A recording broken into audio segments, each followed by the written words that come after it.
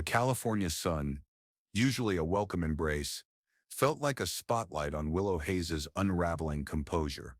A recent divorcee, she stood on the pristine marble terrace of her opulent Beverly Hills estate, designer shades barely hiding the glint of irritation in her eyes. Her perfectly coiffed hair, pearl studs, and silk blouse screamed privilege, but her tightly pursed lips and sharp tone betrayed a deeper turmoil.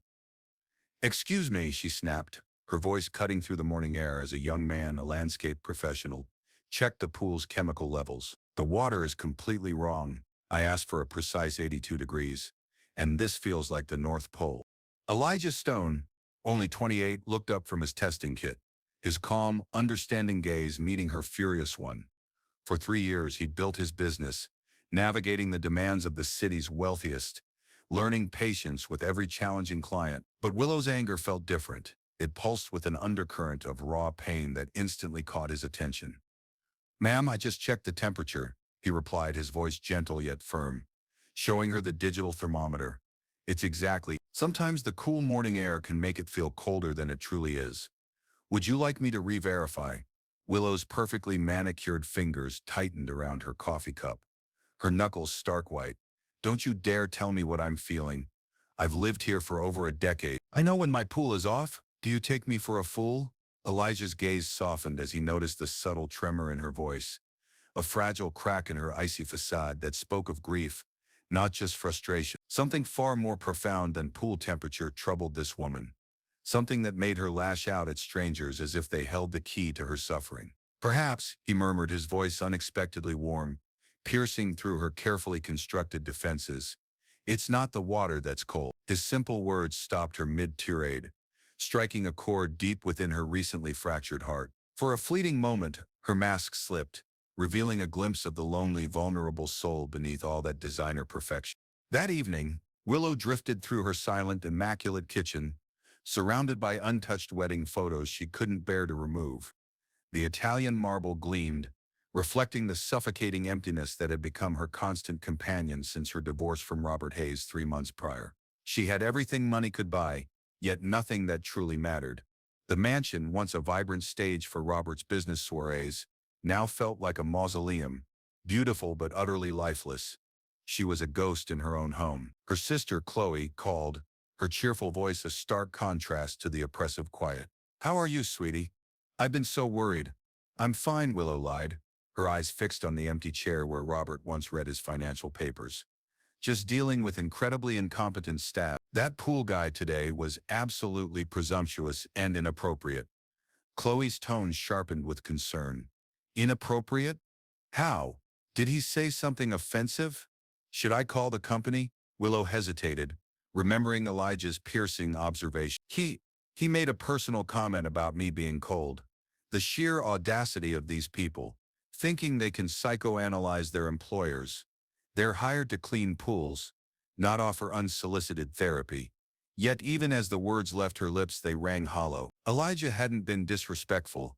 He had been astonishingly perceptive, a truth that unnerved her. For months she had meticulously built an armor of anger and superiority, and this stranger had somehow seen right through it with a single quiet sentence. "Maybe you should give people a chance, Willow," Chloe suggested gently. "Not everyone is like Robert. Some people actually care without any hidden agendas." Willow's grip tightened on the phone. "I don't need chances with anyone, especially not the help. I pay them to do their job, nothing more." But as she hung up, Elijah's words echoed. Maybe it wasn't the water that was cold. Maybe it was her. Had the ice she'd wrapped around her heart to protect herself from further pain actually frozen out any chance of warmth or connection? She walked to the window, gazing at the pool, recalling how Elijah had looked at her, not with judgment or pity, but with genuine understanding. When was the last time anyone had truly seen her like that? 3 days later, Willow found Elijah meticulously tending her rose bushes, his movements gentle and purposeful. She had intended to find fault, anything to complain about, but instead she found herself captivated, watching him from behind the French doors. He treated each delicate stem with reverence, supporting wilting blooms, carefully removing dead leaves. There was a quiet devotion in his work, as if he genuinely cherished the plants. "You truly understand flowers," she observed, stepping closer despite herself, her voice softer than intended. Elijah looked up, a flicker of surprise in his eyes at her civil tone. My grandmother taught me, he explained. She always said, plants respond to love just like people. They flourish with proper care, and they wither from neglect or mistreatment. A romantic notion, Willow replied, steadying his hands as he supported a drooping rose. I haven't had much luck with romance, whether with plants or people. Sometimes it's about patience, Elijah said, gently staking the rose. This one's been neglected, but look, he pointed to a tiny new bud, still fighting to bloom, still hoping for better conditions. Willow stared at the fragile sign of life, a surprising tightness in her chest. When had she stopped fighting to bloom? When had she given up hope for better conditions in her own life? I was married for 8 years, she blurted out, the words tumbling forth before she could stop them. He left me for his 24-year-old secretary. How original, right? The classic midlife crisis cliché. Elijah's hands stilled on the rose stems, his full attention on her face. I'm so sorry. That must have been incredibly painful. More than you're letting on. Willow's carefully constructed walls trembled at his simple acknowledgement. It shouldn't have been, she quickly retorted, retreating to familiar defenses. It was mostly a business arrangement, two powerful families merging assets, combining social connections. But you loved him, Elijah stated with quiet certainty. Seeing right through her protective lies, Willow's breath hitched. No one had ever acknowledged her pain so directly, so simply, without trying to fix her or tell her how she should feel. Yes, she whispered, the admission cracking something open inside her chest. I loved him completely, foolishly, blindly. The following week brought torrential rain, turning Willow's meticulously landscaped garden into a muddy mess. She watched helplessly from her terrace, feeling as powerless as she had during her divorce. Then Elijah arrived, his truck laden with drainage equipment, moving with the urgency of someone who genuinely cared. I came as soon as I saw the weather report, he explained, already rolling up his sleeves. Your rose garden can be saved if we act quickly. The drainage system just needs some help redirecting the water. For the next 3 hours, they worked side by side, Willow holding tools, following his patient instructions as he dug channels. Her designer clothes were ruined, her manicure destroyed, but something within her felt more alive than it had in months. She actually laughed when she slipped in the mud, a genuine laugh, not a meltdown over her appearance. When was the last time she'd done physical work with her hand? When had she last cared more about saving something beautiful than maintaining her perfect image? Why are you helping me like this? She asked during a brief rest, genuinely curious. I've been nothing but horrible to you. Most people would have written me off as just another difficult rich client.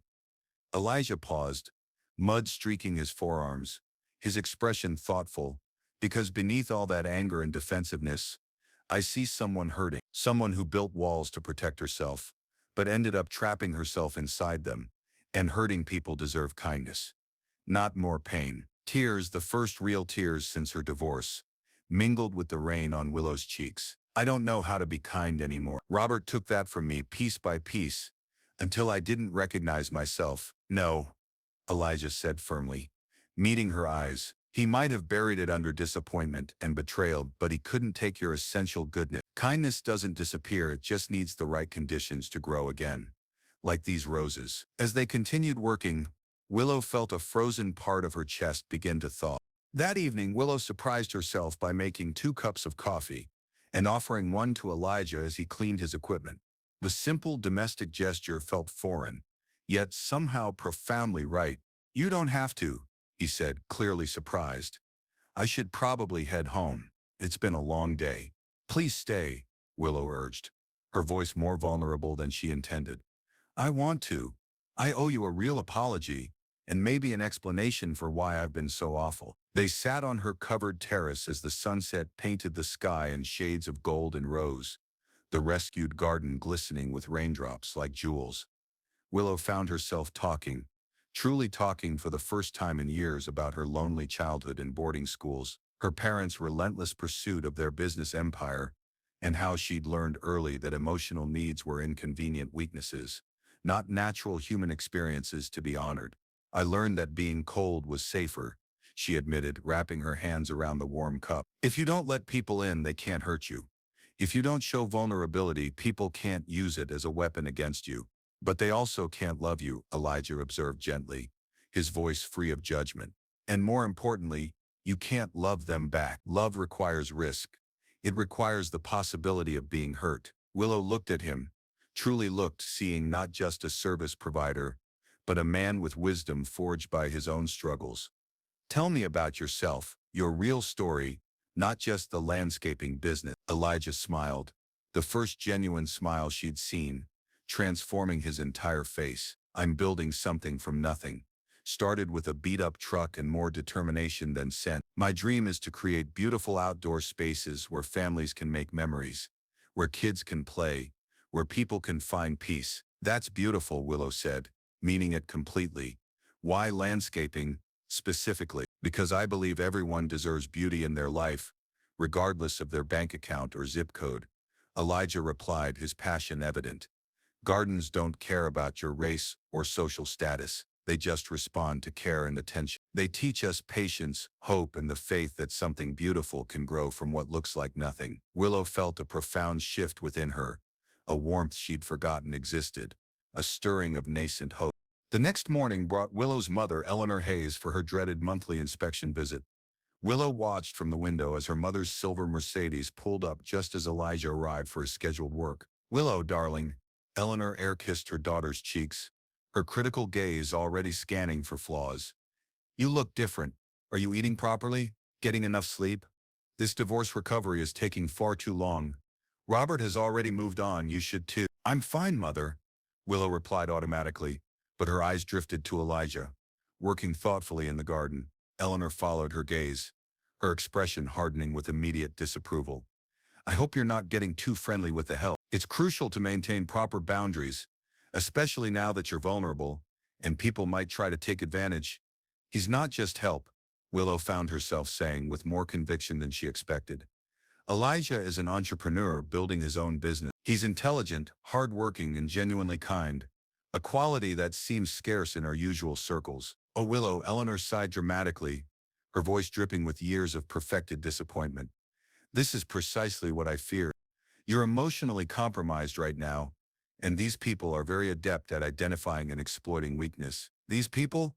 Willow's voice sharpened, hearing the ugly undertone she'd somehow missed before. What exactly do you mean by that, Mother? Eleanor's lips pursed in that familiar expression of superior patience. You know perfectly well what I mean. Different backgrounds, different values, different expectations. It's simply not appropriate for someone of your standing, someone with your responsibilities to the family name. Willow truly looked at her mother then, seeing the same cold prejudice she'd inherited and worn like expensive jewelry, the same automatic assumptions, the same casual dismissal of people based on race and class rather than character. But watching Elijah tend her roses, seeing the respect he showed every living thing in her garden, she saw something her mother couldn't or wouldn't, a genuine goodness that had nothing to do with bank accounts or skin color. Maybe it's time I reevaluated what appropriate truly means, Willow said quietly, feeling a fundamental shift in her worldview. Maybe I've been measuring people by the wrong standards my entire life. Eleanor's eyes flashed a warning. Don't be naive, Willow. Don't let loneliness make you foolish. People like that, they see dollar signs when they look at you, not a person worthy of genuine affection. But even as her mother spoke, Willow remembered Elijah's kindness during the flood, his patient work, the way he's seen her pain and responded with compassion, not judgment. If he was interested in her money, he had a strange way of showing it. Later that week, Willow faced her first real test when her ex-husband, Robert, appeared at her door with final divorce paperwork. You look different, he remarked, eyeing her casual jeans and simple cotton blouse, so unlike her usual designer armor. More relaxed. Is therapy finally working for you? I'm not in therapy, Willow replied, surprised by her newfound calm in his presence. I'm just learning to be myself for the first time in years. Through the kitchen window, they saw Elijah working on the pool filtration system, efficient and professional. Robert's expression immediately soured, his jaw tightening with familiar possessiveness. I see you're already moving on, he sneered, his tone laced with the condescending amusement she remembered too well. Though, I must say, Willow, this is quite a statement you're making. Very rebellious. What kind of statement? Willow asked, though she knew exactly what he meant, her protective instincts rising. Come on, Robert laughed, a sharp, ugly sound. The pool boy. Really? I know you're angry with me, and you have every right, but this rebellion is beneath even you. You're better than some desperate rebound with the help. Willow felt a familiar rage build, but this time, it was different. This time, it was protective, not self-destructive. Elijah is a respected businessman and a true gentleman, she retorted. Two things you never were, despite all your advantages and privileges. Robert's face darkened with the anger she knew so well from their worst fights. You're making a complete fool of yourself, Willow. When this little experiment blows up in your face, and it will, don't come crying to me or expect any sympathy from our friends. As Robert gathered his papers and slammed the door, Willow realized something profound. His opinion no longer held any sway over her. His approval, which she had once desperately sought and lost herself trying to maintain, meant nothing now. For the first time in her adult life, she was choosing her own path, not following someone else's roadmap for her happiness. She walked outside to where Elijah was working, her heart pounding with new resolve and a courage she didn't know she possessed. Elijah, would you like to have dinner with me tonight? Not as my landscaper, but as someone I'd genuinely like to get to know better. The smile that spread across his face was worth every disapproving look she might face from her former life. That evening, Willow and Elijah sat at her kitchen table, sharing Chinese takeout from containers. A far cry from the formal 7-course dinners she used to host, and somehow infinitely better.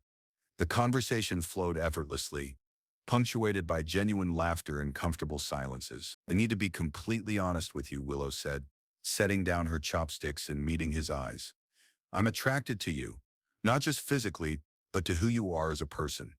But I'm terrified, not of you, but of everything this might mean for both of us. Elijah reached across the table, his fingers gently covering hers, a simple touch sending warmth through her arm. I'm scared too, he admitted. I've never felt this way about anyone before, especially someone from such a different world. Someone who could have anyone she wanted. Tell me about your world, Willow said softly, genuinely curious about the experiences that had shaped this remarkable man.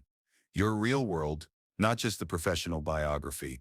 Elijah's eyes grew distant. I grew up in Compton, in a neighborhood where dreams were luxuries most people couldn't afford. My dad worked construction until his back gave out.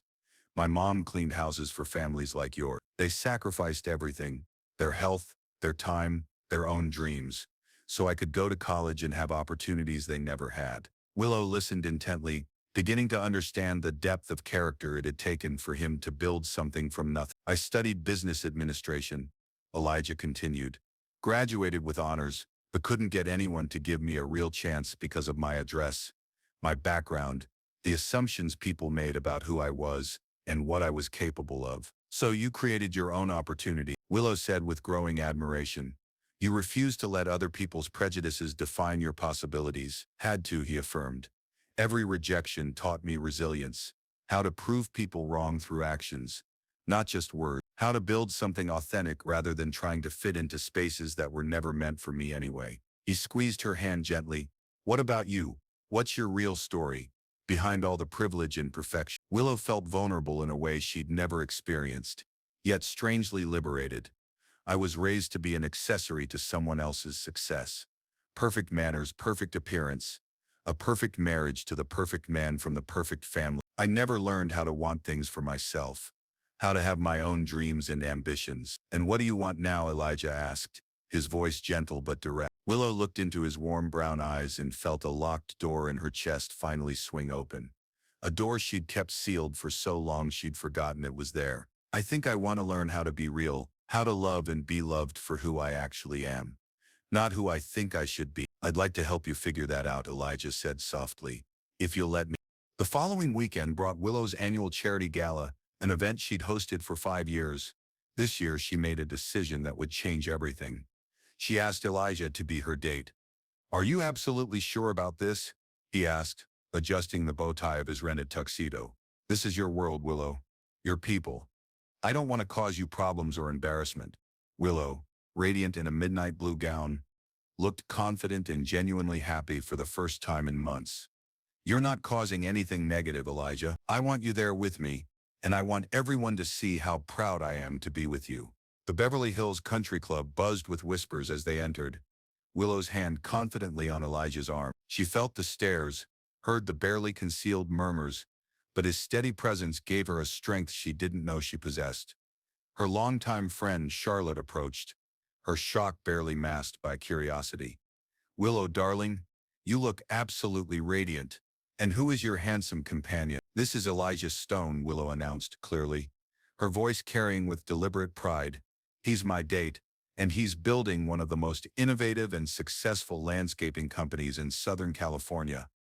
The conversation around them seemed to halt, as if the entire room held its breath. Willow felt the weight of judgment, the social consequences of her choice. But when she looked at Elijah, seeing his quiet dignity in the face of obvious scrutiny, she knew she was exactly where she belonged. Then Eleanor appeared through the crowd, her face a carefully controlled mask of horror. "Willow Elizabeth Hayes, I need to speak with you immediately, privately. Anything you need to say to me can be said right here, Mother," Willow replied steadily, surprising even herself with her calm resolve. "Fine." Eleanor's voice carried the chill of winter frost. "If you continue this association, you will no longer be welcome in this family or in polite society. Your trust fund, your social connections, your place in this community, all of it will vanish. Is that truly what you want? To throw away everything your family has built for them?" Willow gazed around the room at the faces filled with prejudice disguised as concern, at the life she'd built on others' expectations, at the cold perfection that had nearly destroyed her ability to feel. Then she looked at Elijah, whose eyes held nothing but love, support, and quiet pride in her courage. "Yes," she said clearly, her voice echoing through the suddenly silent ballroom. "That's exactly what I choose." The gala erupted in gasps and shocked whispers as Willow took Elijah's arm and walked toward the exit, head held high, heart pounding with liberation. Behind them her mother's voice followed, shrill with rage. "Willow, don't you dare walk away from me. Don't you dare throw your life away. Think about what you're destroying." Willow paused at the ornate doorway, turning to face the room full of people she'd once desperately wanted to please. People whose approval had dictated her choices for "I'm not throwing my life away," she declared, her voice resonating through the shocked silence. "I'm finally choosing to live it authentically. I'm choosing love over fear, truth over pretense, and my own happiness over other people's expectations." Outside in the parking lot, under the soft glow of elegant streetlights, Elijah stopped and took both her hands, his expression serious. "Willow, I can't let you sacrifice everything for me. Your family, your financial security, these people who've been part of your life are showing me exactly what I don't want to be." Willow finished firmly. "I spent 35 years living for their approval, conforming to their prejudices, and it almost killed every good thing inside me. You helped me find those parts of myself again, the parts that can feel and hope and love." Elijah cupped her face gently, his thumbs brushing away tears she hadn't realized she was crying. "Are you sure? Truly, truly sure? Because once we walk this path together, there's no going back to the way things were. There's no undoing this choice." Willow smiled, feeling truly free for the first time in her entire life. "I don't want to go back. I want to go forward with you towards something real, honest and beautiful." Under the starlight, surrounded by the disapproval of everything she'd once thought mattered, Willow and Elijah shared their first kiss. It tasted like freedom, like truth, like the promise of a love stronger than prejudice, more valuable than social acceptance, and more authentic than anything she'd ever known. 6 months later, Willow stood in Elijah's arms in the magnificent garden they'd created together, now truly their shared home. The roses bloomed in a riot of color and fragrance, attracting butterflies and hummingbirds, a testament to the patience, care, and love they'd both learned to give and receive. "The stone landscaping and design truck looks perfect in our driveway," Willow said, smiling up at the man who had transformed not just her garden, but her entire understanding of love. "Miss Willow Stone has an absolutely beautiful ring to it," Elijah replied, spinning the elegant engagement ring on her finger, a simple, meaningful design they'd chosen together. Far more precious than any of her previous expensive jewelry. They had faced significant challenges. Willow had lost many longtime friends, endured painful family rifts, and experienced social ostracism. But they had also discovered new friendships with people who loved them for who they truly were. And most surprisingly, Willow's sister, Chloe, had become their fiercest supporter. I was completely wrong about everything, Chloe had tearfully admitted during their reconciliation. Watching you with Elijah, seeing how genuinely happy, how alive and authentic you've become. This is what real love looks like. This is what I want to find someday. Even some of Willow's former acquaintances had gradually come around, recognizing that her happiness was undeniable. Their relationship built on genuine love and mutual respect, not rebellion. Eleanor, however, remained stubbornly opposed, refusing contact and making good on her threat. But Willow had discovered something remarkable. She didn't need her mother's money or approval to build a meaningful life. Do you ever regret any of it? Elijah asked as they watched the sunset paint their garden in golden light, fingers intertwined, their future stretching ahead like an unwritten love story. Willow considered the question seriously. I regret how long it took me to find you. I regret the years I wasted being cold and afraid, living by others' definitions of success. But choosing love over prejudice, choosing authenticity over approval, never, not for a single moment. Elijah kissed her forehead gently, his gesture full of tenderness and promise. You taught me something profound too, that love really can change hearts and minds. Sometimes, one relationship at a time, one conversation at a time, one act of courage at a time. A year later, Willow and Elijah hosted their first annual Garden of Love charity event in their backyard, benefiting a cause close to their hearts, scholarship funds for students from all backgrounds to study environmental design, sustainable agriculture, and community development. As guests from every walk of life mingled among the spectacular landscaping, Willow marveled at how different this gathering felt from her old galas.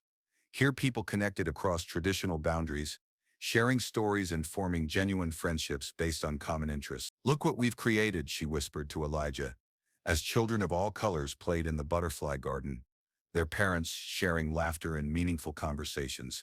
We've built something much more important than just a beautiful garden, Elijah replied, his arms secure around her waist. We've created a space where people can see past their preconceptions, where love and understanding can take root and grow. Charlotte approached them, her smile now genuinely warm. Willow, Elijah, I owe you both such a deep apology for my reaction that night at the country club. What I said, what I implied, it was wrong, hurtful, and based on an ignorance I should have examined years ago. What matters is growth, Willow replied kindly, taking her friend's hand.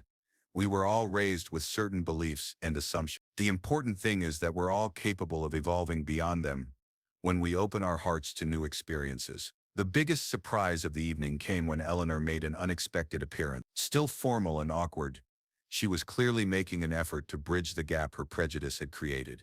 The garden is quite beautiful, she said stiffly to Elijah, the first direct words she'd spoken to him since that disastrous gala night. Thank you, Miss Hayes, Elijah replied graciously, his natural dignity shining through. Willow contributed so many wonderful ideas, especially for the rose section. She has an excellent eye for design. As the evening wound down, guests departing with promises to return next year, Willow and Elijah sat by their pool, the very spot where their love story had begun with harsh words, cold assumptions, and a profound observation about the temperature of more than just water. Remember what you said to me that very first day? Willow asked, her head resting contentedly on Elijah's shoulder as stars appeared in the California sky. That maybe it wasn't the water that was cold, he replied, pressing a gentle kiss to her hair, breathing in the scent of jasmine from their garden and the subtle perfume she'd worn on their first real date. You were absolutely right, Willow said softly, her voice full of wonder at the journey they'd traveled. It was my heart that had turned cold, frozen by disappointment and protected by prejudice. But love, real, authentic, courageous love, warmed it up again and taught it how to bloom.